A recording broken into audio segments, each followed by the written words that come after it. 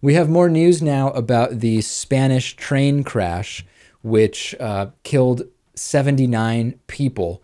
We now know that the engineer who was operating the train was actually on the phone at the time of the accident. Now, initially, when this broke, the responses were, "Look at this idiot on his cell phone talking while, making personal phone calls while he's supposed to be operating the train."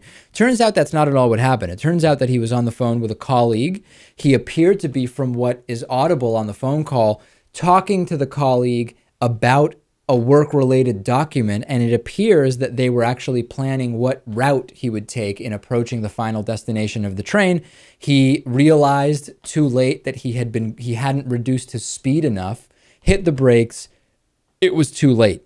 And it's unclear if it's common to receive phone calls from officials from the train company. The train company here is called Renfe.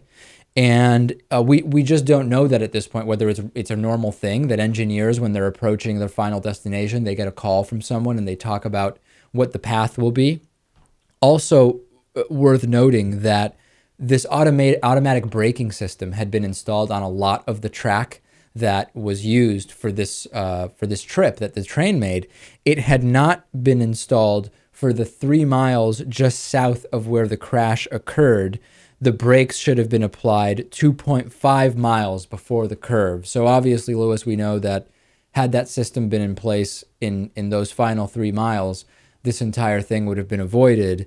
I think, first of all, to me, the fact that he was not making a personal phone call, that he wasn't, as far as we know, drunk, that this was somebody who, because he received a phone call from another official from his company, he became distracted. I'm not saying it clears him of guilt by any means, but what I am saying is that there's more to the story than just saying this guy was maliciously negligent, full stop. Well, right. When I read the headline, I wasn't so interested in that. I didn't think that was a big deal that he was on the phone. From what I understand, he was moving too fast. He was moving a lot faster than he was supposed to. I think that is more important here. Well, but again, he was going the correct speed for the previous section of the track. And because he had received this phone call from an official and was looking over this document to plan the final approach into the station, he did not slow the train down because the proper speed decreased in that part of the track because of the curve. So it wasn't that he was objectively speeding at a speed that wouldn't have been appropriate anywhere on the track.